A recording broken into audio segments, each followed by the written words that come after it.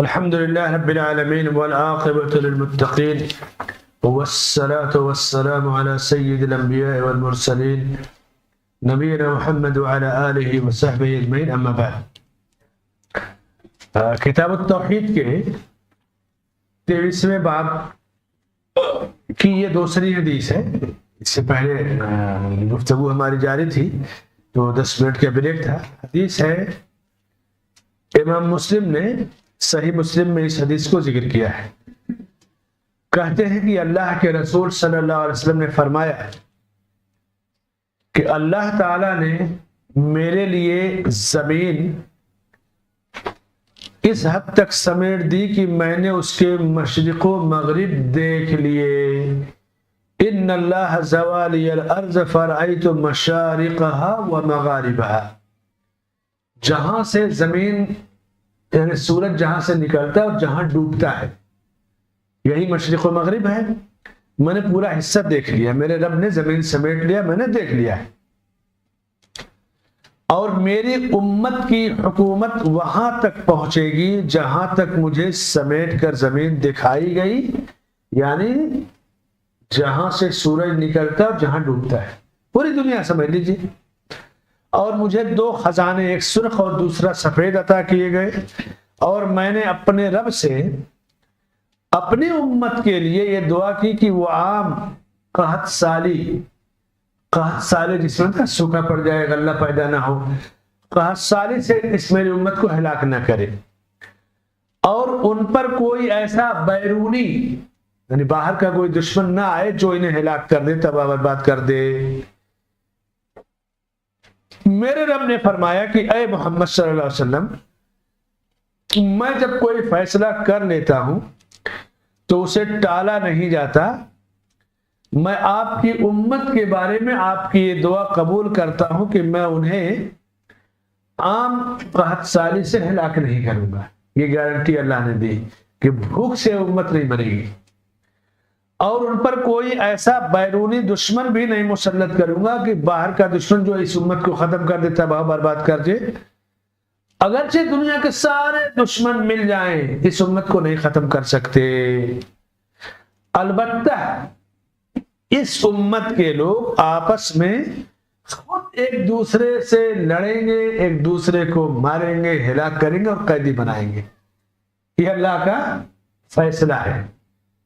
آپ دیکھ لیجئے نا, ہم باہر کے دشمن سے تو کوئی بڑا مسئلہ نہیں, جو بھی تباہی بربادی ہے آپسی کی ہوتی ہے. اس کے بعد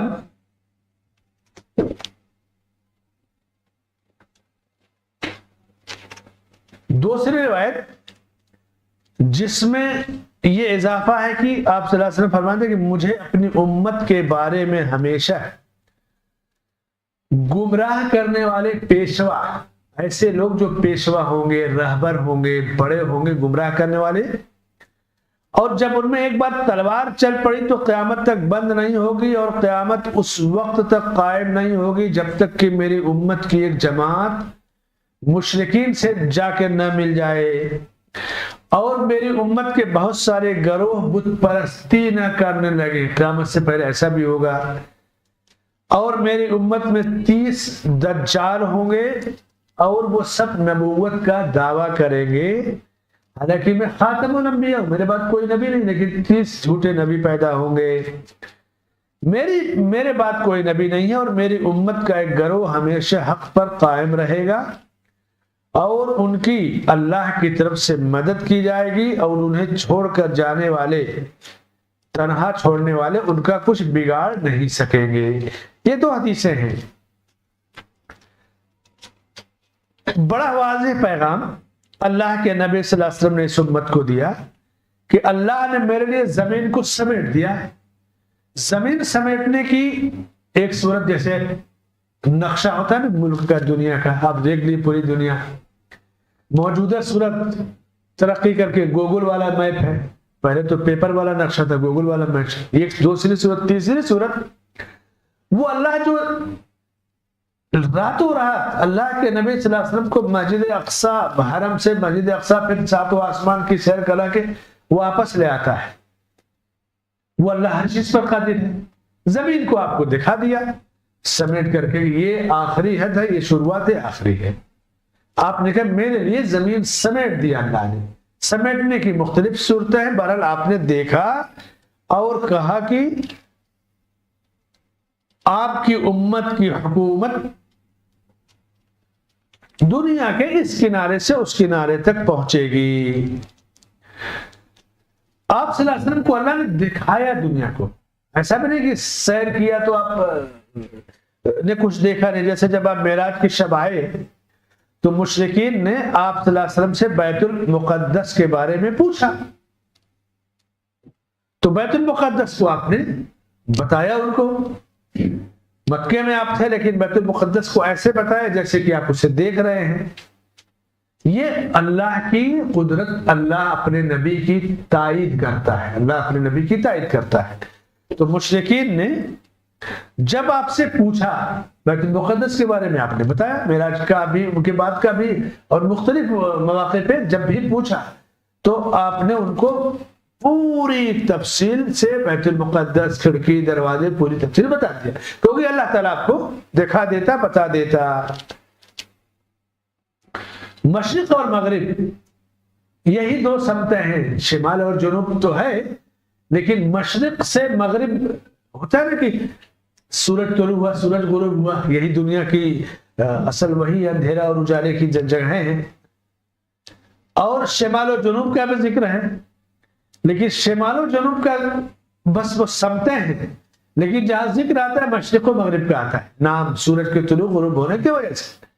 کہا کہ میری امت کی حکومت اس کنارے سے اس کنارے تک پہنچے گی،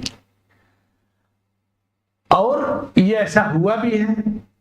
خلفائے راشدین کے زمانے میں، خلافت بنو امیہ، خلافت بنو عباسیہ کے زمانے میں، روم، فارس، قیصر و کسریٰ کی جہاں تک سلطنت تھی سب ختم ہو گئی تھی، اسلام قائم ہوا تھا، اور دنیا کے کونے کونے تک دین اسلام اسی صدی میں پہنچ چکا تھا۔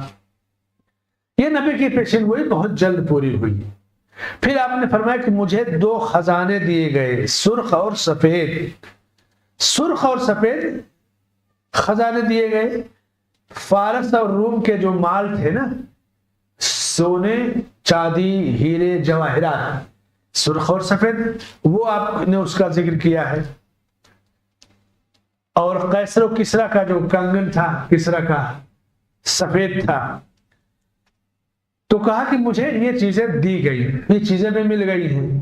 پھر میں نے اللہ سے دعا کیا کہ میری امت قحط سالی کے عذاب میں نہ ہلاک کی جائے۔ اللہ نے اسے قبول کر لیا، کیونکہ فرعون کے ساتھی اور فرعونیوں پر اللہ کا جب عذاب آیا تو ایک ہی ذات کو ہلاک کر دیے گئے تھے جتنے اس کے پیروکار تھے۔ تو کہا میری امت ایک ساتھ اور ایک ہی سال میں قحط سالی میں نہ ہلاک کی جائے۔ بیرونی دشمن، باہر کا کوئی دشمن میری امت پر حملہ کر کے انہیں تباہ و برباد نہ کرے۔ اللہ نے ان دعاؤں کو قبول کیا، اور پھر کہا کہ آپ کی امت آپس میں لڑے گی، آپس میں ایک دوسرے کے دشمن ہوں گے اور ایک دوسرے کا خون کریں گے۔ بلکہ حدیث میں آپ نے فرمایا کہ دیکھو میرے بعد تم ایک دوسرے کو دشمن مت بن جانا کہ ایک دوسرے کی گردنیں مارتے پھرنا۔ لیکن یہ سلسلہ عثمان رضی اللہ عنہ کی خلافت اور ان کی شہادت سے شروع ہوا۔ جو خوارج تھے، داڑیاں، ٹوپیاں، سجدے کے نشانات، قرآن شاندار پڑھتے، تہجد پڑھتے، لیکن تلوار لے کر نکل پڑے، حضرت عثمان رضی اللہ عنہ پہ حملہ کیا۔ حضرت علی رضی اللہ عنہ کے زمانے میں جو جنگ ہوئی، جنگ جمل، جنگ سفید، نہروان کی جنگ، خوارج دین کے نام پر انہوں نے خون خرابہ کیا، یہاں تک کہ علی رضی اللہ عنہ کا جو قاتل تھا ابن ملجم، حضرت علی کو قتل کر کے کہتا ہے کہ میں کامیاب ہو گیا، اور کہا کہ میں اس قتل کے ذریعے اللہ سے قریب ہو جاؤں گا۔ آپ سوچیں گمراہی کیسے پھیلتی ہے۔ جیسے آج کہتے ہیں کہ وہاں بھی کو مارو تو شہید ہو جاؤ گے، جنت میں جاؤ گے۔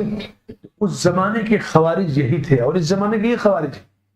کسی مسلمان کا قاتل وہ شہید اور جنت میں کیسے جائے؟ قاتل تو قاتل ہے، جہنمی ہے۔ اللہ کہ حکمراں ہو، قصاص میں قتل کیا جائے یا شرعی حد میں قتل کیا جائے، وہ الگ چیز ہے۔ تو یہ چیزیں، یہ دروازہ کھلا عثمان رضی اللہ عنہ کی شہادت سے.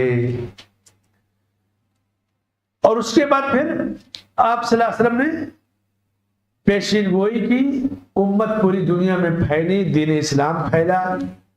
لیکن جب حضرت عثمان رضی اللہ عنہ سے خون خرابہ شروع ہوا ان کی شہادت سے، خوارج کا ایک طبقہ، خوارج اصل میں فرقہ ہے، دین سے نکل گئے. ظاہر میں وہ مسلمان تھے، شکل صورت لباس عبادت میں، لیکن ایمان عقیدے کے لحاظ سے وہ امیر اور خلیفہ کی اطاعت کو ضروری نہیں سمجھتے تھے، اپنی منمانی کرتے تھے.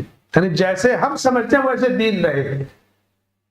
اور انہی کے بارے میں حدیث میں کہ یہ جہنم کے کتے ہیں، کلاب النار، جہنم کے کتے ہیں.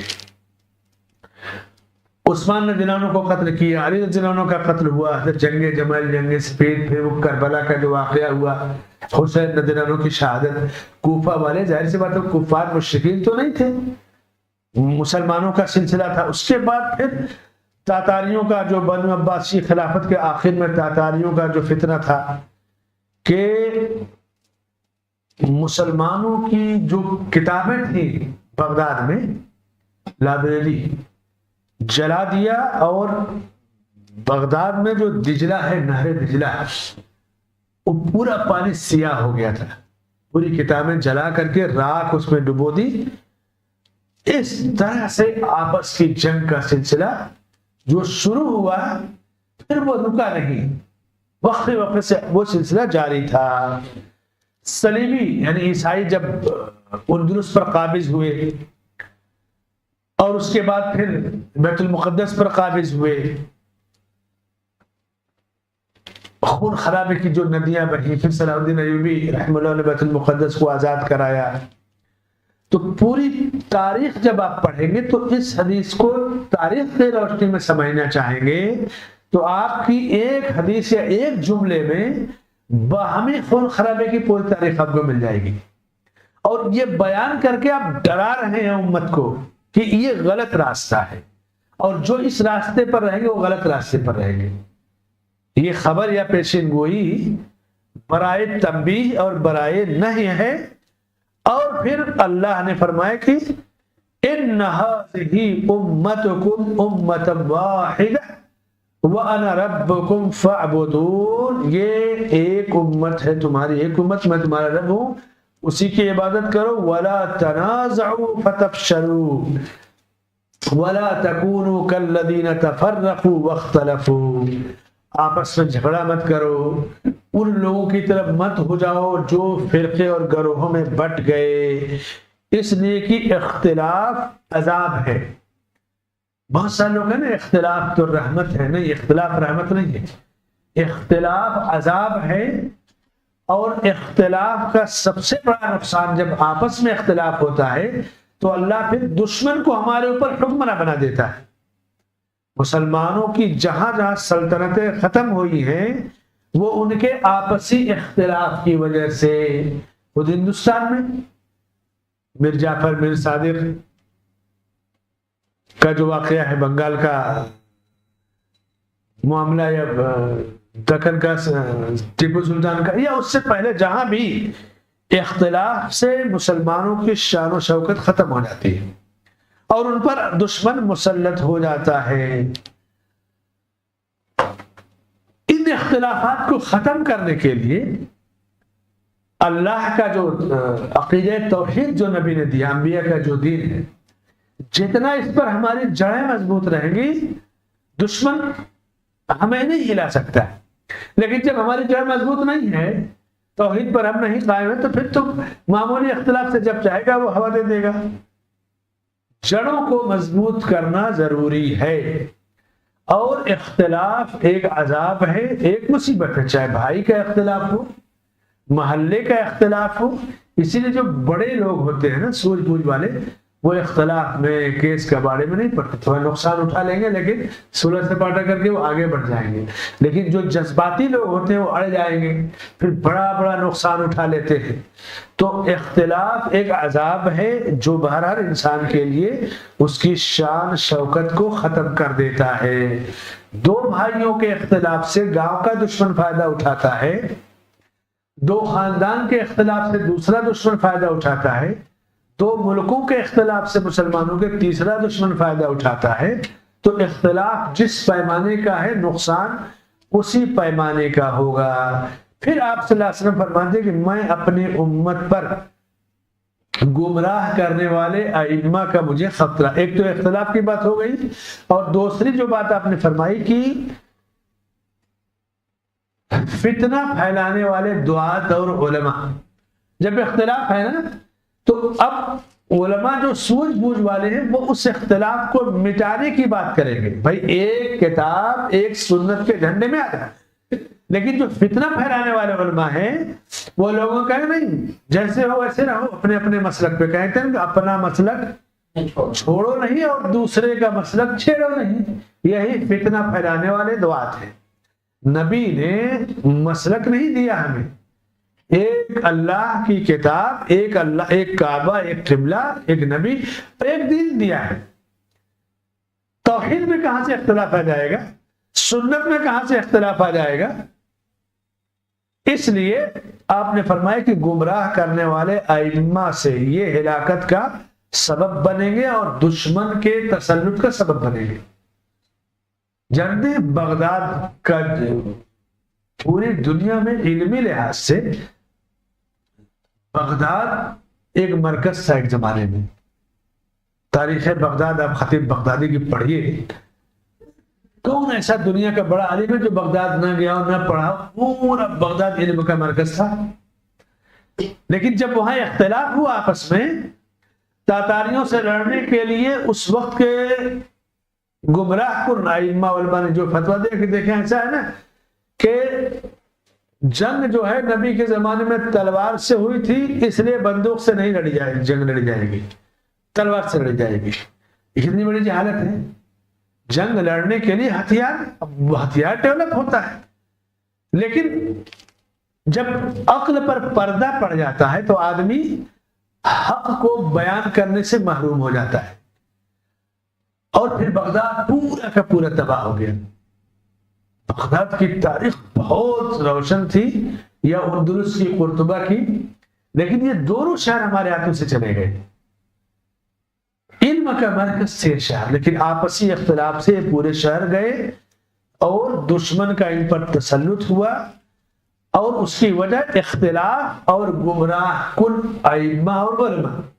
وہ علماء یا وہ ائمہ جو گمراہی ہی پھیلاتے تھے یا اختلاف کو ہوا دیتے تھے، اور اپنی ریاست یا اپنی سلطنت کے لیے وہ جیسے ہوتا ہے نا، ہر درگاہ کا سجادہ نشین الگ ہے، سب کی گردی نشینی الگ ہے، وہ دوسرے کو نہیں قبول کرے گا۔ آپ اگر کہیے کہ بھائی ایک کتاب ایک سنت کے جھنڈے میں آ جاؤ تو نہیں قبول کریں گے، بس پانی لے دو، نہیں قبول کریں گے۔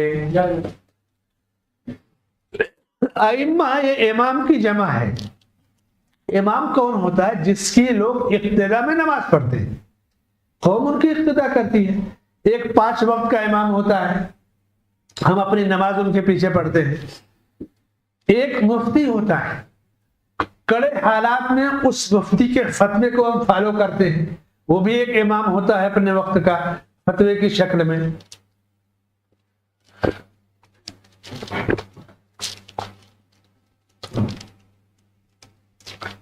اسی طرح سے وہ جو علماء قوم کی رہبری کرتے ہیں، قائد ہوتے ہیں، لیڈر ہوتے ہیں، وہ اپنے میدان میں امامت کرتے ہیں، تو جہاں جو بھی ہے اگر وہ گمراہی پھیلا رہا ہے تو اسی کا آپ نے کہا کہ اخاف والا امتی الائمہ المضلین۔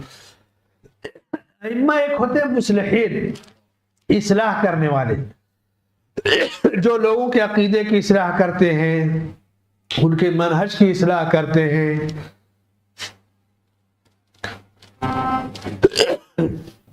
ان کو صحیح راستہ بتاتے ہیں، اور دوسرے گمراہ کن ائمہ گمراہی پر ان کو جمائے رہتے ہیں۔ جیسے یہود و نصارہ میں کیا تھا؟ یا ایھا الذین آمنوا، ہے نا، ان کثیر من الاحبار والرہبان لَيَأْكُلُونَ أَمْوَالَ النَّاسِ بِالْبَاطِلِ، یہود و نصارہ کا ذکر ہے کہ ان کے بڑے علماء، پادری اور احبار اور عمار، بڑے علامہ کو کہتے ہیں، بہت بڑا مفتی، عالم، یہ لوگوں کا مال باطل طریقے سے کھاتے ہیں اور لوگوں کو اللہ کے دین سے روکتے ہیں۔ تو اللہ کے دین سے روکنا، لوگوں کو غلط مسائل بتا کر کے، غلط رہنمائی کر کے مال کھانا اور لوٹنا، یہ یہود و نصارہ کے علماء کا کام تھا۔ اب آج تعویذ ہے، گنڈے ہیں، ٹونے ہیں، ٹوٹکے ہیں، سجادہ نشی، گدی نشینی، قبر پرستی، پیر پرستی، یہ سب کیا ہے؟ یہ یہود و نصارہ کے جو بڑے لوگ کرتے آئے، اسی طرح اس امت کے بڑے لوگ کر رہے ہیں۔ تو آپ نے منع کیا اور کہا کہ میں گمراہ کرنے والے ائمہ کا مجھے خوف اور خطرہ ہے۔ اصلاح کرنے والے سیدھا راستہ وہ بتائیں گے، سیدھے راستے کی پیروی کریں گے۔ اور پھر فرمائے کہ میری امت میں جب ایک بار تلوار اٹھ جائے گی تو پھر رکے گی نہیں۔ حضرت عثمان رضی اللہ عنہ سے سلسلہ شروع ہوا اور سلسلہ ختم نہیں ہوا۔ کہیں نہ کہیں آپ دیکھ لیجئے، مسلم ملکوں میں آپس کی جنگیں ہوتی ہیں مسلمانوں کے محلے میں، لیکن الگ الگ پیمانے پہ سلسلہ جاری رہتا ہے۔ پھر فرمائے کہ میری امت کے لوگ جب تک مشرکین سے نہیں مل جائیں گے، ایک گروہ میری امت کا مشرکین سے مل جائے گا، اس کے بعد قیامت قائم ہوگی۔ مشرکین سے کیسے ملے گا؟ اس کی ایک صورت کہ مسلمان ملکوں کو چھوڑ کر لوگ غیر مسلموں کے ملکوں میں جا کر بس جائیں گے، نیشنلٹی لے لیں گے کہ ہم یہاں سیف ہیں۔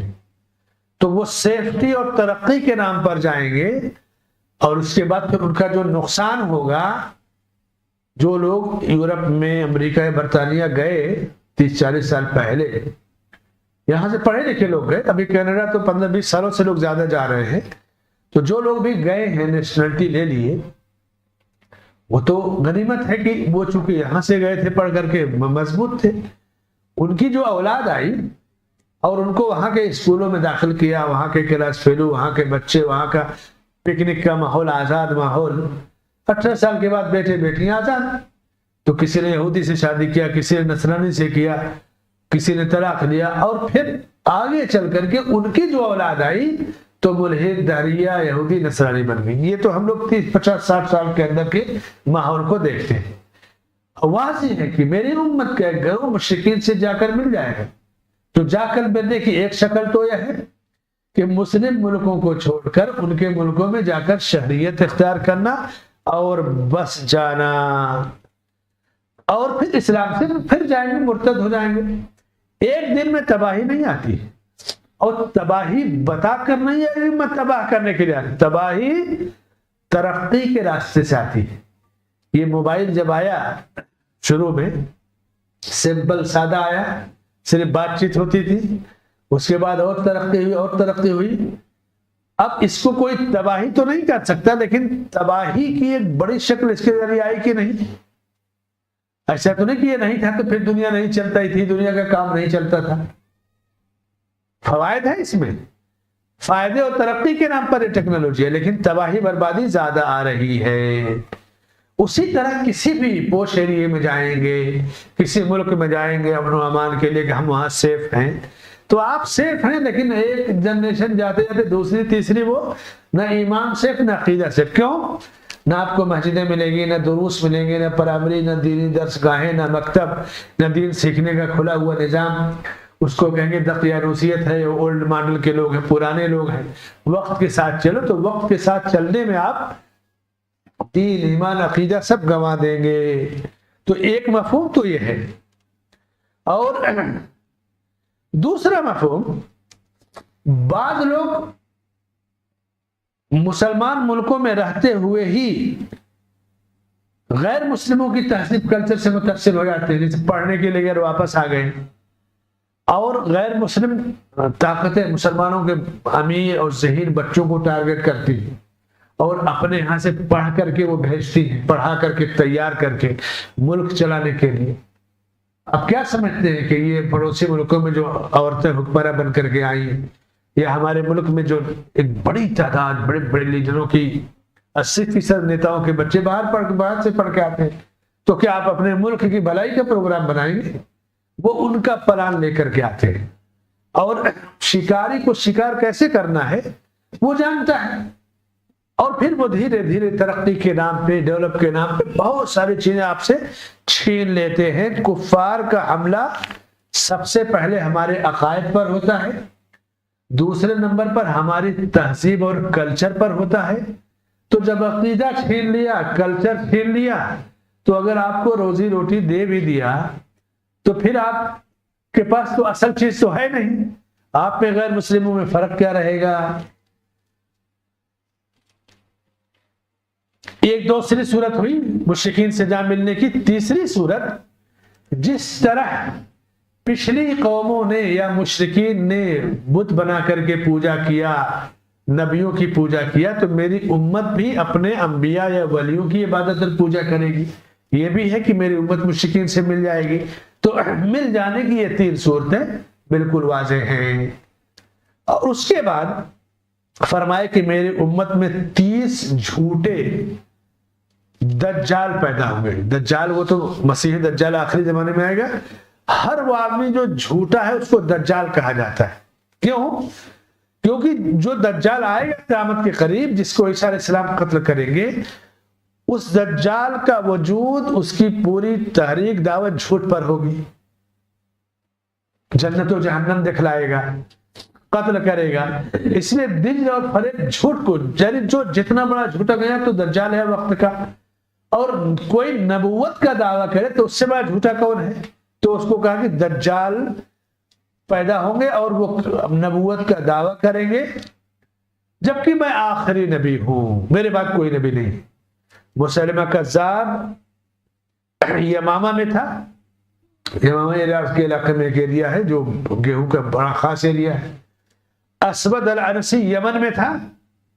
ان دونوں نے اللہ کے نبی صلی اللہ علیہ وسلم کی زندگی میں ہی نبوت کا دعویٰ کر دیا تھا، اور زندگی میں ان کو قتل کر دیا گیا تھا۔ اور پھر مسلمہ کذاب کا جو شر تھا، ابو بکر صدیق رضی اللہ تعالیٰ عنہ کی خلافت میں بھی یہ فتنہ تھا۔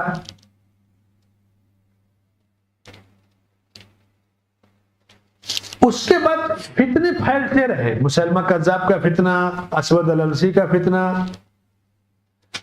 اور پھر وقفے سے اب ہمارے ہندوستان میں غلام محمد قادیانی کا فتنہ، اور یہ سلسلہ جاری رہتا ہے نبوت کا دعویٰ کرنے والوں کا۔ وحشی ابن حرب حضرت حمزہ رضی اللہ عنہ کا ایک قاتل تھا، تو اس نے مسلمہ کذاب کو قتل کیا تھا ابو بکر صدیق رضی اللہ عنہ کے زمانے میں۔ دعویٰ نبوت کا اس نے کیا تھا عہد نبوی میں، اور اسود العنسی کو اللہ کے نبی کے زمانے میں قتل کر دیا گیا تھا، اور مسلمہ کذاب حضرت ابو بکر صدیق کے زمانے میں موجود تھا، اور اس کو وحشی بن حرب نے قتل کیا۔ اور وہ کہتے تھے کہ میں نے کفر کی حالت میں بہت بڑے مسلمان حضرت حمزہ کو قتل کیا، اسلام لانے کے بعد بہت بڑے دجال مسلمہ کذاب کو قتل کیا۔ تو یہ دو اس وقت کے نبوت کے دعوے دار تھے، یمامہ اور یمن میں۔ اسود العنسی یمن کا تھا جس نے نبوت کا دعویٰ کیا، اور مسلمہ کذاب یمامہ کا تھا۔ اور ابو بکر صدیق رضی اللہ تعالیٰ عنہ کے زمانے میں نبی صلی اللہ علیہ وسلم کی وفات کے بعد مسلمہ کذاب کو وحشی بن حرب نے رضی اللہ عنہ نے قتل کیا تھا۔ اور پھر جب بھی نبوت کے دعوے دار پیدا ہوئے انہیں قتل کیا گیا، جیسے طلحہ الاسدی ہے یا سجاح ہے، یا اس طرح الگ الگ نام، تو چونکہ 30 کی پیشین گوئی حدیثوں میں ہے۔ مختار سقفی ہیں جو عبد الملک بن مروان کے زمانے میں جس نے نبوت کا دعویٰ کیا، غلام محمد قادیانی جس نے نبوت کا دعویٰ کیا۔ آپ صلی اللہ علیہ وسلم فرماتے ہیں کہ وَأَنَا خَاتَمُ النَّبِيِّينَ، میں نبیوں کا خاتم، میرے بعد کوئی نبی نہیں آئے گا۔ اب کوئی دعویٰ کرے کہ میں نبی ہوں تو وہ جھوٹا ہے۔ خاتم یعنی اینڈ، میرے بعد نبی نہیں ہے، میں آخری نبی ہوں، آپ کے بعد کوئی نبی نہیں ہے۔ آخری زمانے میں عیسیٰ علیہ السلام نازل ہوں گے، تو عیسیٰ علیہ السلام نبی ہیں، آخری زمانے میں آئیں گے تو اللہ کے رسول صلی اللہ علیہ وسلم کی شریعت کے تابع ہوں گے۔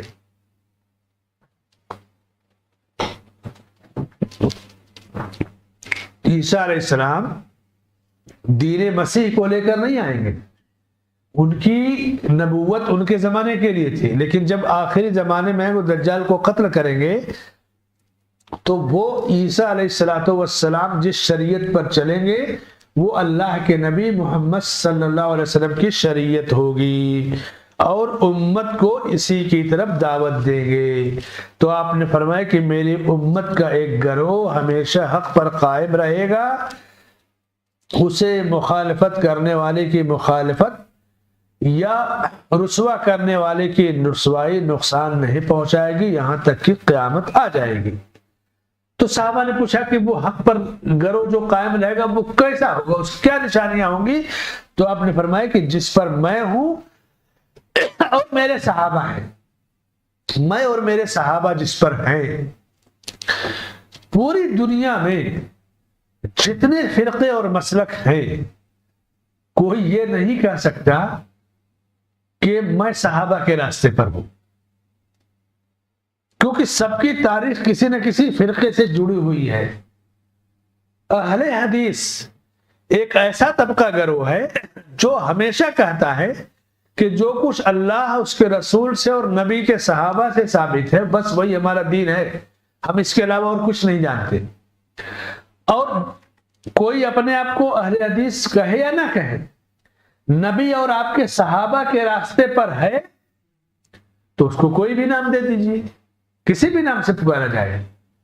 لیکن جتنے فرقے ہیں وہ فرقے کہیں نہ کہیں سے نکلے ہیں، کسی پیر سے، کسی امام سے، کسی گروہ سے، کسی چشتی، قادری، نقشبندی، سہروردی فرقے سے نکلے ہوئے ہیں۔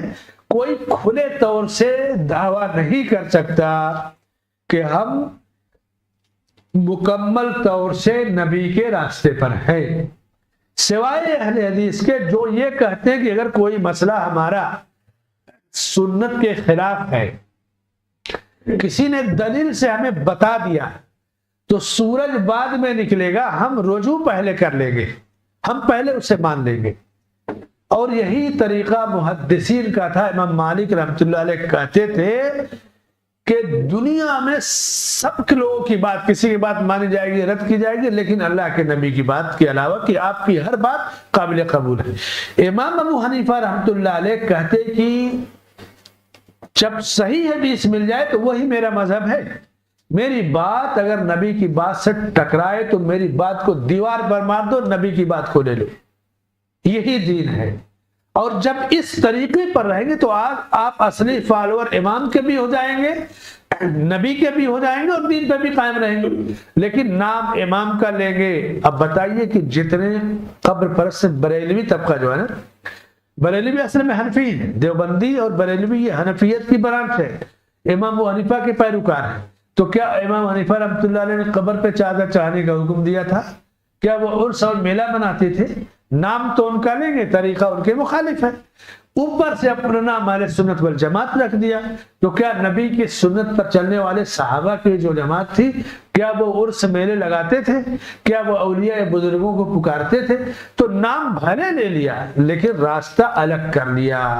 تو جس طرح آپ نام لے رہے اسی طرح آپ کا کام بھی ہونا چاہیے، کتاب اللہ سنت رسول اللہ پہ قائم رہنا، اور قیامت تک ایک گروہ، ایک جماعت اس پر قائم رہے گی۔ کہا کہ دنیا چاہے ادھر سے ادھر ہو جائے لیکن میرے دین پر قائم رہنے والی ایک جماعت، ایک گروہ ہمیشہ موجود رہے گا، اس کو کسی ملامت کرنے والے کی ملامت اور رسوا کرنے والے کی رسوائی نقصان نہیں پہنچائے گی۔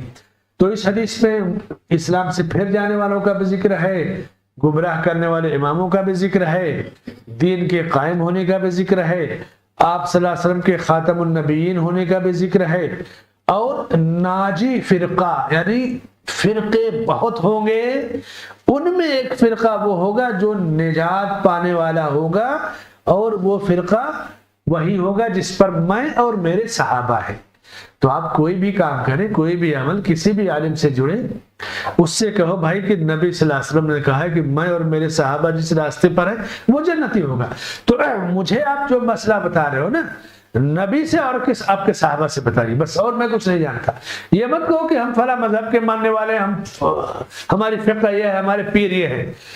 پیر جنت میں لے جانے کی گارنٹی نہیں لیتے، ائمہ اور فقہا کے یہاں گارنٹی نہیں ہے۔ جنت میں جانے کی گارنٹی اللہ اور اس کے رسول کی پیروی سے ہے۔ تو ان مسائل کسی سے بھی پوچھیے، لیکن دلیل اللہ کی کتاب نبی کی سنت سے لیں گے، ایسی صورت میں وہ راستہ حق اور ہدایت کا ہوگا۔ اگر آدمی تنہا ہے اور حق پر ہے، پوری دنیا ایک ہے، ایک آدمی حق پر ہے، تو تنہا وہ امت ہے، تنہا وہ امام ہے، اور تنہا وہ اللہ کا قریبی۔ جیسے جن حالات میں ابراہیم علیہ السلام تھے، پوری دنیا بت پرستی میں تھی، مقابلہ کیا بت پرستی کا، آزمائے گئے۔ اللہ نے کہا ان ابراہیم کان امہ، ابراہیم علیہ السلام تنہا امت تھے، اور اسی لیے علماء نے کہا کہ یہ امت امام کے معنی میں، یعنی تنہا وہ امام تھے، بغیر مقتدی کے بھی امام ہوتا ہے، حق کا امام، سنت کا امام، حق کو پیش کرنے کا امام۔ ابراہیم علیہ السلام اپنے زمانے میں امت بھی تھے، امام بھی تھے، اور پوری طاقتیں مل گئی تھی نا ان کے خلاف۔ اب اس سے بڑا کیا معاملہ ہوگا کہ آگ میں جلا دو، ختم کر دو معاملہ، لیکن اللہ تعالیٰ نے ان کی حفاظت فرمائی۔ علماء یا ائمہ جو حق پر رہے ہیں ہمیشہ وہ آزمائے گئے، اہل باطل ہمیشہ عیش و آرام میں رہے ہیں۔ اللہ کے رسول صلی اللہ علیہ وسلم کی امت کے ساتھ شفقت ہمیشہ رہی ہے کہ امت کی ہلاکت، تباہی، نقصان، خسارے سے بچنے کی دعائیں کرتے، راستے بتاتے، اور خطرناک راستوں سے آپ نے ڈرایا کہ گمراہ کرنے والے علماء اور ائمہ بھی رہیں گے۔ معلوم یہ ہوا کہ ہر عالم، ہر امام رہنما نہیں ہوتا ہے، اسی میں امام اور عالم کے پردے میں گمراہ کرنے والے لوگ بھی رہتے ہیں۔ اور خوارج کا فتنہ آپ دیکھ لیجئے، روافظ کا فتنہ دیکھ لیجئے، سارے فتنے پوری تاریخ میں آپ کو مل جائیں گے۔ اللہ سے یہی دعا ہے کہ اللہ تعالی ہمیں ہر قسم کے فتنوں سے محفوظ رکھے۔ اور یہ باب بڑا اہم ہے، 23واں باب، کہ پیشین گوئی بھی کی ہے، فتنوں سے وارننگ بھی دی ہے، بچنے کا بھی حکم دیا ہے، اور دنیا کی بدترین جو قوم تھی یہود و نصارہ، ان کی مثال دیا ہے کہ یہ بدترین لوگ بھی اپنے آپ کو افضل سمجھتے تھے، اور مشرکین سے کہتے کہ تم مسلمانوں سے افضل ہو۔ تو یہ کوئی تعجب کی بات نہیں۔ آج دنیا میں کہیں بھی کوئی ہنگامہ ہوتا ہے، کوئی فساد ہوتا ہے، کوئی دھماکہ ہو گیا، کچھ ہوا، تو اس کو کیسے مسلمانوں سے جوڑتے ہیں کہ مسلمانوں نے کیا ہے۔ اس زمانے میں یہود سے جب مشرکین سوال کرتے تو کہتے کہ تم مسلمانوں سے افضل ہو، اس زمانے کے یہود کا یہ جواب تھا۔ تو آج اگر ہمیں کہا جا رہا ہے کہ مسلمان ایسے ہیں ویسے ہیں، وہی کہہ رہے ہیں، تو اس میں تعجب کی کیا بات ہے؟ جو لوگ نبی کو، نبی کے صحابہ کو مشرکین سے افضل کرتے تھے، اللہ نے انہیں مردود اور ملعون قرار دیا۔ تو اس باب میں شیخ نے حدیثیں جمع کر کے سبق دیا کہ جب تک ہم اس راستے پر نہیں رہیں گے، چلیں گے جس پر نبی کے صحابہ تھے، تو اللہ ہمیں عزت نہیں دے گا۔